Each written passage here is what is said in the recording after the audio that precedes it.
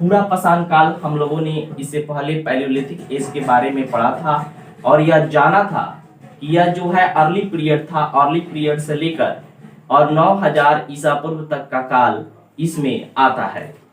मानव अब तक कितना विकास कर चुका है, उसके औजारों में क्या परिवर्तन आया है, यह युग कहां तक परिवर्तन हुआ, ये सारी बातें हमने देख लिया था। तो इसका एक छोटा सा ओवरव्यू हम देखते जाएंगे। हमने देखा कि ऊपरी पूरा पाषाण काल तक आते आते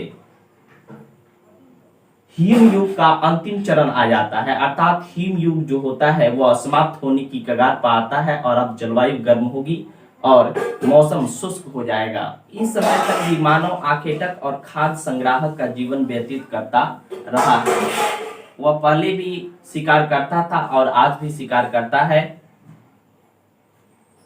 भोजन बटोरता था अर्थात खाद्य संग्राहक था और अभी भी वह बना हुआ है। इसमें कोई खास अभी चेंजेस नहीं आती है।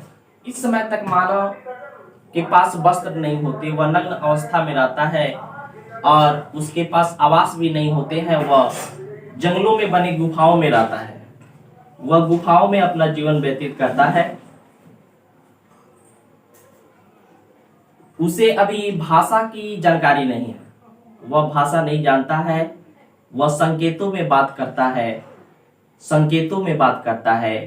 और एक और चीज जो पूरा पाषाण काल में घटी वह यह थी कि उन्हें आग का आविष्कार का पता चल चुका था। वे आग से जो पहले डरते थे और चूंकि वे पाषाण उपकरण का यूज करते थे और वे पत्थरों से काफी परिचित थे, तो कोई ऐसी घटना घटी जिसके कारण दो पत्थर आपस में टकराते हैं और उनसे आग पैदा होता है, तब उन्हें इस बात की जानकारी होती है कि आग क्या चीज है और डरने की बजाय वह उनकी सुरक्षा का एक कारण बन जाता है।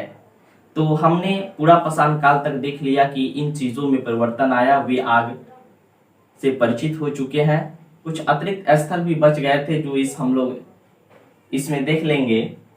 निम्न पूरा पाषाण काल में हालांकि सोहन घाटी और बेलन घाटी के बारे में और भीमबेटका के बारे में हम लोगों ने पिछले वाली वीडियो में भी देख लिया था। पल्लवराम और अतिरामपक्कम जो है वह निम्न पूरा पाषाण कालीन स्थल है। यह तमिलनाडु में पड़ता है, यह भारत के तमिलनाडु में पड़ता है। यह सबसे पहले खोजा गया था।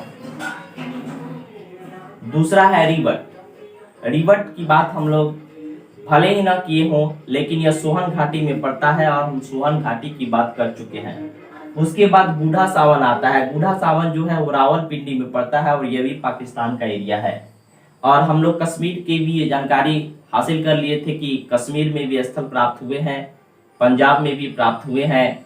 तो कश्मीर में उत्तर बैनी नामक एक स्थान है, उत्तर बैनी कश्मीर में पड़ता है। यहाँ से भी पूरा पाषाण कालीन स्थल प्राप्त होते हैं। और एक TS-57 नामक स्थल है जो पाकिस्तान के रावलपिंडी में पड़ता है, यह भी पूरा पाषाण कालीन स्थल है। और फिर एक नया स्थल भारत में बोरी नामक स्थान पर प्राप्त होता है। बोरी नामक एक जगह है जहां से मानवीय अवशेष प्राप्त होता है।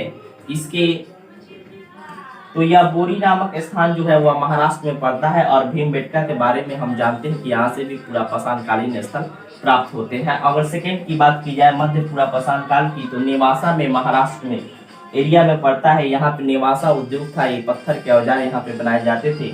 और एक कालपी का स्थान भी आता है जो यूपी के जालौन वाले क्षेत्र में है। यहाँ पे हड्डी के औजारों का पता चलता है। तो हड्डी का औजार का मिलना एक थोड़ा सा इम्पोर्टेंट हो जाता है, इसीलिए मैंने इसको बताया। फिर लास्ट में जो हमारा पूरा पाषाण काल का सबसे ऊपरी चरण जो होता है, यानी सबसे लास्ट चरण जो होता है ऊपरी पाषाण काल कहा जाता है। और उसमें चौपानी मांडव का जिक्र मिलता है। और ये चौपानी मांडव जो है वो इलाहाबाद या प्रयाग यूपी में पड़ता है। और यहाँ से इसके पीछे के निम्न पूरा पाषाण काल, मध्य पूरा पाषाण काल और ऊंचा कुछ पूरा पाषाण काल, माने पूरा पाषाण काल की तीनों स्टेजों की जानकारी यहाँ से प्राप्त होती है।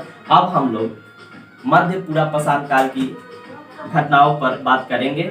मध्य पूरा पाषाण काल को शुरू करेंगे, मेसोलिथिक एज और लघु पाषाण काल की बात करेंगे। हमें यह पता होना चाहिए कि इसकी अवधि जो है वो 9000 से लेकर 4000 ईसा पूर्व तक की अवधि की गणना मध्य पाषाण काल में की जाती है। इसके पहले पूरा पाषाण काल आता है और इसके बाद नव पाषाण काल आता है। यह बीच का संक्रमण काल है मध्य पाषाण काल। तो हमने देखा कि पूरा पाषाण काल के अंतिम चरण में हिमयुग का अंत हो जाता है और यहाँ पे आते आते हिमयुग का अंत चरण के बाद जलवायु जो होती है वो पहले से गर्म और शुष्क हो जाती है।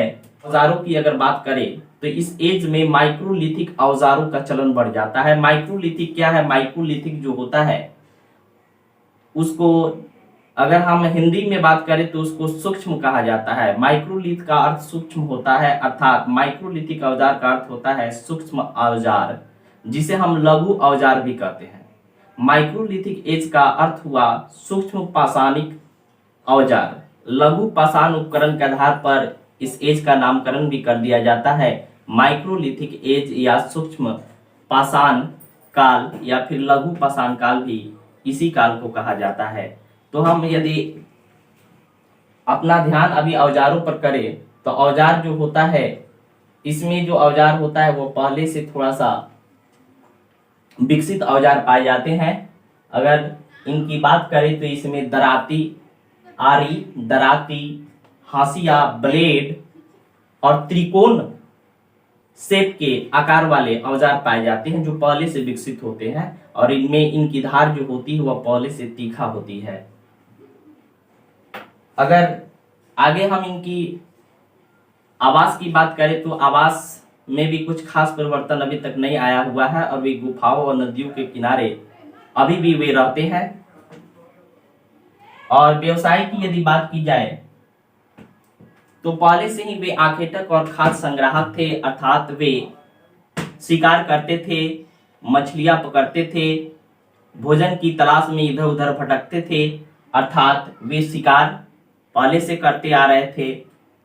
मछली पकड़ने का काम भी करते थे क्योंकि वे नदियों के किनारे रहते थे और खाद्य बटोरना अर्थात खाद्य संग्रह का काम भी वह पहले से करते आ रहे थे।